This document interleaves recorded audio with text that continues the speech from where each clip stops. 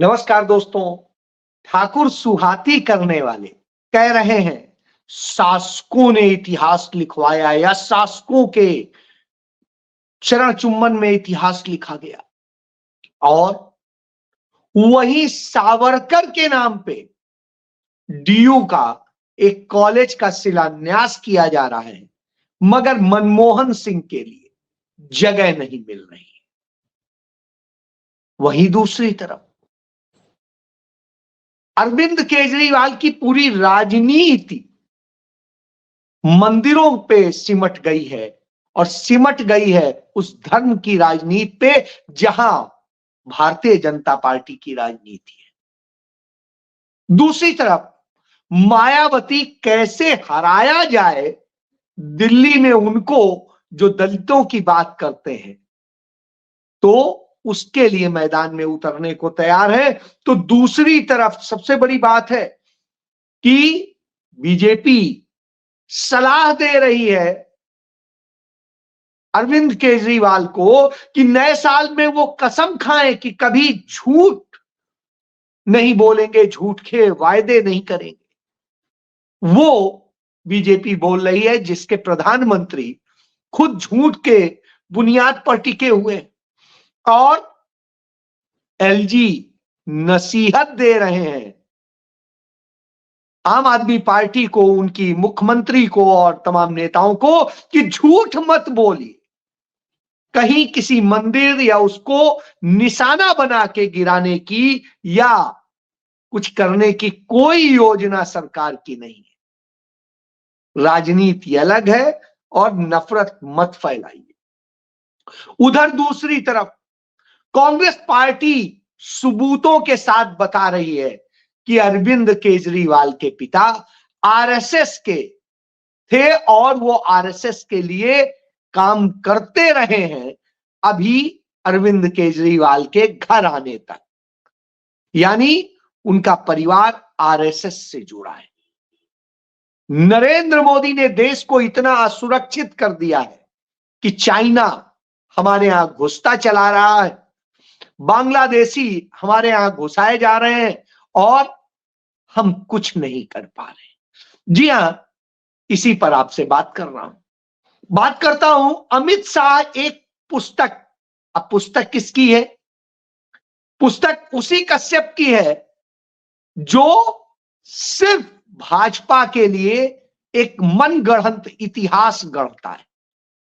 उसकी पुस्तक का विमोचन कर रहे थे और कह रहे थे कश्मीर और लद्दाख ये वास्तव में ऋषि कश्यप की भूमि है और उनसे बनी है और न जाने कौन कौन सी बातें समझा रहे थे।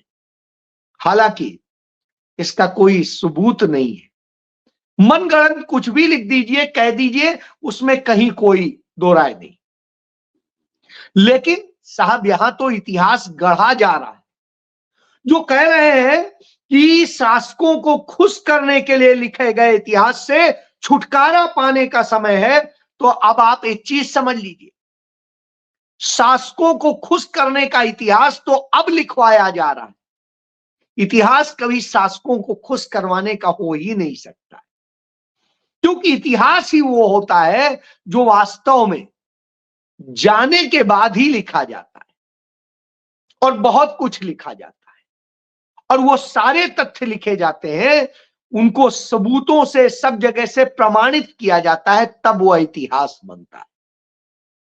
तो इतिहास बहुत से सत्य बताता है और वही ये सत्य बताता है कि ठाकुर सुहाती यानी राजा के मुताबिक इतिहास लिखने का, उसके गुणगान करने का जो इतिहास है वो भारतीय जनता पार्टी आरएसएस के पुरोधाओं का ही है, किसी और का नहीं है, इन्हीं के पूर्वजों का है। यानी यही वो लोग थे और यही लोग थे जो मुगलों को भी अपनी लड़कियां देते थे, अंग्रेजों को भी अपनी लड़कियां देते थे और उसके पहले जितने आक्रांता आते गए सबको देते रहे। तो इससे आप इनके इतिहास को समझ सकते हैं। बहरहाल चलिए, मैं किसी के व्यक्तिगत जीवन में नहीं जाता हूं। मैं आता हूं कि जिस तरह की राजनीति चल रही है, प्रधानमंत्री नरेंद्र मोदी पंजाबी सिंगर दिलजीत दोसांझ से मिलते हैं। ये वही दिलजीत दोसांझ है जिन्होंने भारतीय जनता पार्टी की सरकार प्रशासन को आड़े हाथों लिया था और डॉक्टर मनमोहन सिंह को अपना पूरा कंसर्ट समर्पित किया था और उनके लिए कर रहे थे। तो अपने व्यस्ततम समय में 1 जनवरी को जब कैबिनेट भी थी, सब लोग मिलने वाले भी थे, सब कुछ था, तब उनसे मिलते हैं और मिलके उनका गीत भी सुनते हैं और उनको न जाने क्या क्या कहते। क्यों? क्योंकि पंजाब में अपनी जड़ें जो है जमानी है, सिखों में जमानी है, और दूसरी तरफ वो खेल करते हैं और वह खेल होता है कि दिल्ली में जो सिख वोट है उसे कैसे प्रभावित किया जाए। लेकिन उसी पंजाब में जगजीत सिंह डल्लेवाल जो किसान नेता हैं, मरणासन्न हालत में है, उन पर ध्यान देने का वक्त नहीं मिला और न नरेंद्र मोदी के कृषि मंत्री, न नरेंद्र मोदी, न कोई, और न अरविंद केजरीवाल, न भगवंत मान, कोई भी उनसे मिलने का वक्त नहीं निकाल पाया। बाकी सारी चीजों के लिए वक्त है। इस पर सुप्रीम कोर्ट ने कड़ी टिप्पणी की। उसने कहा कि पंजाब सरकार को फटकार लगाई और स्पष्ट कहा कि हमने उनका अनशन तोड़वाने के लिए आपसे नहीं कहा, बल्कि उनके स्वास्थ्य के लिए कहा है कि उनके स्वास्थ्य का पूरा ध्यान रखा जाना चाहिए, उन्हें कुछ होना नहीं चाहिए, यह आपकी जिम्मेदारी है। बहरहाल जो भी है होगा। तो यह स्थिति है और इस स्थिति में जब हो तो फिर बात करनी पड़ती है। किस तरीके से आतिशी ने एक झूठ बोला कि केंद्र की कमेटी मंदिरों और बौद्ध स्थल तोड़ने के आदेश को एलजी ने मंजूरी दी।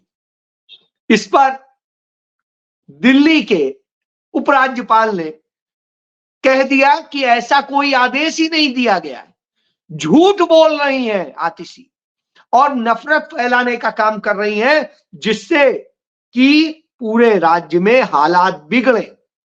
और जब यह स्थिति होती है तो इस पर बहस होनी चाहिए थी कि सच क्या है, और सच पर तो बात कोई करेगा नहीं, क्योंकि झूठों की सरकार है हर जगह, चाहे दिल्ली में केंद्र की सरकार हो, दिल्ली में चाहे आम आदमी पार्टी की सरकार हो या पंजाब की सरकार, तो झूठ का बोलबाला है। तो यह स्थिति है। तब नरेंद्र मोदी जो उनके पुरोधा हैं, जो महात्मा गांधी की हत्या में शामिल थे, उन बीडी सावरकर के नाम पर एक डिग्री कॉलेज का शिलान्यास करते हैं। बीडी सावरकर के ही नाम से क्यों करते हैं? क्योंकि नफरत फैलानी है। गांधी की हत्या उसी दिल्ली में हुई थी, महात्मा गांधी की, और हत्या करने वाले और उसकी साजिश रचने वाले बीडी सावरकर थे, गोडसे थे, और वो लोग थे, वो मुल्जिम थे। मुकदमा चला। बीडी सावरकर को साक्ष्यों के अभाव में, यानी उन्हें बाइज्जत बरी नहीं किया गया, उन्हें इसलिए बरी किया गया क्योंकि पर्याप्त सबूत नहीं आ पाए थे, क्योंकि मोरारजी देसाई ने गद्दारी कर दी थी। वह गृह मंत्री थे महाराष्ट्र के, और जो वहां से सबूत आने थे वो कहते हैं खा गए। तो यह स्थिति, बहरहाल इसका नतीजा ये होता है वो तो छूट जाते हैं साक्ष्यों के अभाव में। लेकिन दूसरी तरफ तथ्य इस बात के पूरे सबूत हैं कि उनकी संलिप्तता थी, उनसे मिलने गए थे, महाराष्ट्र में कैसे पूरी बैठकें हुई थी, 3 बार अटेम्प्ट हुआ था, ये सारी बातें आ जाती हैं। बहरहाल कोई बात नहीं। उस बीडी सावरकर के नाम पे तो आपको कॉलेज बनाने को जगह मिल जा रही है, सब कुछ हो रहा है। तो इस पर एनएसयूआई ने मांग कर दी है कि वह कॉलेज बीडी सावरकर नहीं, डॉक्टर मनमोहन सिंह के नाम बनाया जाए, क्योंकि मनमोहन सिंह का इस देश के लिए एक महान योगदान है। बीडी सावरकर माफी वीर था, जो अंग्रेजों के लिए मुखबिरी करता था और उसने भारत के तमाम क्रांतिकारियों को मरवाने का काम किया। तमाम को जेल डलवाने का काम किया, तमाम के खिलाफ गवाही दी, और भगत सिंह के खिलाफ तक गवाही देने वाला और चंद्रशेखर आजाद के खिलाफ मुखबिरी करने वाला, वो सब सावरकर के गैंग के लोग। तो इससे समझा जा सकता है कि किस तरह का हाल किया है।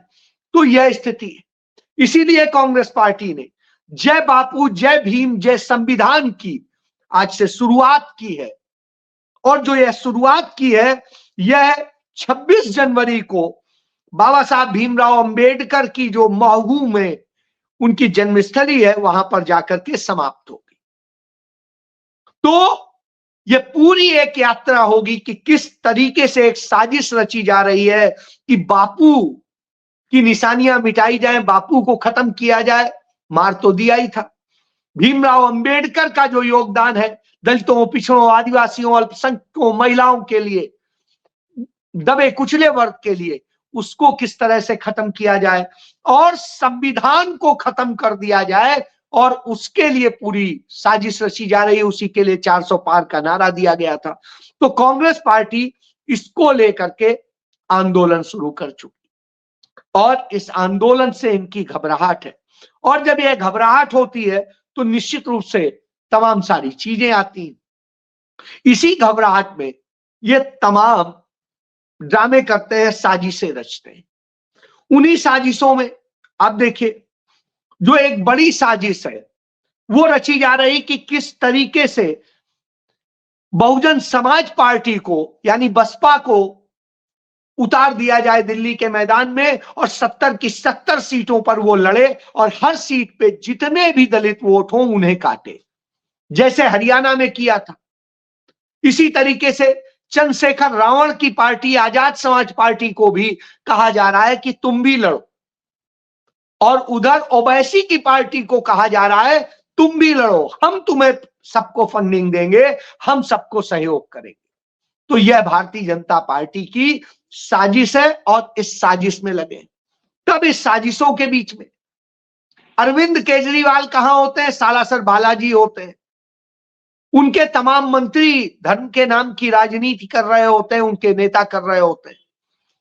तब कांग्रेस पार्टी के नेता बड़ा स्पष्ट रूप से कहते हैं कि पहले अरविंद केजरीवाल यह बताएं कि उनके पिताजी आरएसएस में क्या कर रहे थे, और उन्होंने आरएसएस के उस अन्ना आंदोलन में अगुआ बन के किस तरीके से खेल किया और क्या किया, वो भी सबको पता है। और वो विवेकानंद फाउंडेशन का, जो विवेकानंद इंटरनेशनल फाउंडेशन है, जो दुनिया भर के तमाम देशों में साजिश रचने का काम करता है, उस फाउंडेशन के जरिए पूरा आंदोलन खड़ा किया गया था। तो इन सब चीजों के खुलासे की मांग की है, क्योंकि कांग्रेस के पास में इस बात का सबूत है, हिसार में उनके गांव से लेके सब जगह का, कि उनके पिता आरएसएस के लिए क्या करते थे और क्या किया है, और खुद अरविंद केजरीवाल उससे कितना प्रभावित थे। तो जब यह चीज आ जाती है, निश्चित रूप से है, तब भारतीय जनता पार्टी भी कह देती है कि लगातार झूठ बोलने का रिकॉर्ड है अरविंद केजरीवाल का। तो अरविंद केजरीवाल नए साल पे यही शपथ ले ले कि अब वो झूठ नहीं बोलेंगे, क्योंकि उन्होंने अपने बच्चों की कसम खा के, अपने परिवार की कसम खा के हर वायदा तोड़ा है, हर कसम तोड़ी है, हर वह काम किया है जो उन्होंने कसम खा के किया। तो अब यह खाएं और बोलें कि हाँ, आप झूठ नहीं बोलेंगे, झूठे वायदे नहीं करेंगे। लेकिन जब भारतीय जनता पार्टी ये कहती है, तब आता है नरेंद्र मोदी ने 2014 में क्या क्या वायदे किए थे, क्या क्या कस्में खाई थी, चाहे नोटबंदी को लेके हो, चाहे जीएसटी को लेकर हो, चाहे रोजगार को लेकर के हो, चाहे इस देश को तमाम तरह के टैक्सों से मुक्ति देने की बात हो, या और चीजों को लेके हो। सारी व्यवस्थाएं आज भंग हैं, बिल्कुल उसके विपरीत चल रही हैं। तो निश्चित रूप से सवाल उठता है, और जब यह सवाल उठता है तो आता है कि आखिर देश के लिए फिर हो क्या रहा है। तो जब देश के लिए बात आती है तो देश के लिए आता है कि देश कर्ज में समा रहा है। आज देश के ऊपर 711 दशमलव कुछ, यदि राउंड फिगर में कहेंगे 712 लाख करोड़ जो है रुपए का कर्ज हो गया है। तो 712 लाख करोड़ का यदि कर्ज हो जाता है डॉलर का, तो निश्चित रूप से चिंताजनक है। तो यह है स्थिति, वही है कि कर्ज लेके घी पीने की पूरी कोशिश कर रहे हैं। यही वजह है कि आप जीएसटी की मार में फंसे हैं। आपको लूटा जा रहा है और सब कुछ किया जा रहा है और आप कुछ नहीं कर पाते हैं। और फिर क्या हो रहा है, फिर हमारे गृह मंत्रालय की रिपोर्ट है कि हमारे देश के बेरोजगार हो, युवा हो, गृहिणियां हो यानी महिलाएं हो या छात्र हो, ये सभी साइबर अपराधियों के निशाने पर है। और साइबर अपराधियों ने पिछले 1 साल में 2 लाख करोड़ रुपए से अधिक का घोटाला किया है इस देश में। अभी दिल्ली में सिर्फ एक पकड़ा गया है साइबर ठग, उसने अकेले 65,000 करोड़ रुपए का किया। तो अब आप समझ सकते हैं कि किस तरीके से यह हो रहा है। और इसमें एक सबसे बड़ी बात है, इन सब ठगी में चाइना का हाथ है। और चीन इसको लेकर के, चीन, ताइवान और उधर थाईलैंड, इस इलाके में कंपनियां बना के और ये ठगी का धंधा चल रहा है और इस तरीके से लोगों को वो किया जा रहा है। इस देश के बच्चे बेरोजगारी का शिकार हैं, महिलाएं अपनी बर्बादी पे रो रही हैं और जिस तरह छात्रों को अंधेरा दिखाई दे रहा है भविष्य का, तो वो चिंतित है। और ऐसे में ये ठग उन्हें ठग रहे हैं और सरकार सिर्फ रिपोर्ट बता रही है, सलाह बता रही है, बाकी उसके पास कुछ नहीं। डिजिटल इंडिया बनाएंगे, लेकिन डिजिटलाइज करने के लिए कोई सुरक्षित आधार नहीं होगा आपके पास। आपको लूटने का एक तरीका बना दिया गया है। तो यह स्थिति है। तो मोदी का कर्ज लो घी पियो चलेगा और ये होगा। दूसरी तरफ वही चीन भारत की तबाही लिख रहा है। उसने अब तक भारत की सीमा पर, भारत के तमाम इलाकों का यह जोड़ लें, करीब 38,000 वर्ग किलोमीटर की जमीन पर कब्जा कर लिया है। 38,000 वर्ग किलोमीटर की जमीन पर। सैटेलाइट पिक्चर्स से ये चीजें क्लियर हो गई हैं। उसने तमाम गांव बसा लिए और इसके बाद अब उसने जो सबसे विध्वंसक काम किया है, वो किया है कि एक रोड बना ली है बॉर्डर पे, जो लगभग कंप्लीट होने वाली है। और उसमें स्थिति यदि हो गई तो हमारे यहां किस तरह से घुसपैठ करेगा और क्या क्या करेगा, आप कल्पना नहीं कर सकते। इसके बाद उसने ब्रह्मपुत्र नदी पर वह डैम बना लिया जो दुनिया का सबसे बड़ा डैम है। और इस डैम के बनने के बाद जब चाहेगा तो चीन भारत में जल तबाही कर देगा, उसे बम की तरह इस्तेमाल करेगा, एटम बम की तरह। वहां से एकदम से रोक के पानी छोड़ा जाएगा तो निश्चित रूप से क्या होगा आप कल्पना कर सकते हैं। वैसे भी हमारे पूर्वोत्तर का इलाका बाढ़ से कई बार तबाही में आता है और यदि यह स्थिति हुई तब तो कोई बचाने की स्थिति नहीं होगी। तो यह भारत को असुरक्षित करने का काम किया गया। भारत कुछ नहीं, क्योंकि चीन का क्या बोलने की हिम्मत नहीं नरेंद्र मोदी में। और वही चीन, उसे लाल आंख तो दिखा नहीं सकते, वही चीन लगातार खेल कर रहा है। तो साइबर हमले भी करवा रहा है, हमारे यहां ये भी कर रहा है। और इसके बाद नरेंद्र मोदी सरकार उसे लगातार बिजनेस दे रही। हमारा निर्यात घटता जा रहा है, उसका आयात बढ़ता जा रहा है। सारा मुनाफा हमारे देश का नंबर 1 में भी वो ले जाएगा, नंबर 2 में भी ले जाएगा, हमारे यहां तबाही मचाएगा और जब चाहेगा पानी को रोक करके हमारे यहां सूखा ला देगा। तो उसने हमारे यहां तबाही के तमाम तरीके अपना लिए हैं। लद्दाख से लेके, जिस कश्मीर लद्दाख की बात कर रहे थे अमित शाह, वहां से लेकर के बंगाल तक, असम तक और पूर्वोत्तर के राज्यों तक। मणिपुर शांत नहीं हो पा रहा है, वहां आग लगी हुई है, लगातार घटनाएं हो रही हैं। अब 2.25 साल बाद वहां के मुख्यमंत्री माफी तो मांगते हैं लेकिन समाधान कुछ नहीं दे पाते, न मोदी न उनके मुख्यमंत्री। अब आप सोचिए कितनी बुरी दशा में। और इसके बाद ममता बनर्जी ने एक नया आरोप लगा दिया है कि बांग्लादेश से बांग्लादेशियों की घुसपैठ बीएसएफ के जरिए अमित शाह करवा रहे हैं। बड़ी बात आ रही, अमित शाह बीएसएफ के जरिए घुसपैठ करा रहे हैं। कई ऐसे बॉर्डर क्रॉस करके आए लोग पकड़े भी गए। यानी हो क्या रहा है, देश को कहां ले जा रहे हैं। बेहद संकट का वक्त है। राहुल गांधी इसीलिए बार बार कहते हैं ये छुपे हुए दुश्मन है, आपके बीच के हैं, ये आपको इधर उलझा देते हैं कि आप हिंदू मुस्लिम में उलझे रहिए, उधर आपको बेरोजगार बनाएंगे, आपको ठगेंगे, आपका छीनेंगे, आपका ले जाएंगे और आपको लूट लेंगे और चीन के आगे हाथ जोड़ के खड़े हो जाएंगे और चीन हमें तबाह करेगा हर तरह से। और राजनीति करने के लिए ये छद्म खेल खेलेंगे। वही हो रहा है। तमाम दल, छोटे छोटे जो दल हैं, वो इनके एजेंट बन के काम करेंगे। यह है सत्य और इतिहास भी यही बदलेंगे। तो इस सच को जानिए। तो यह है मोदी का मॉडल जो इस देश को विध्वंस में ले जा रहा है। सोचना होगा आपको, एक बार आपको डट के खड़ा होना होगा देश बचाने के। जय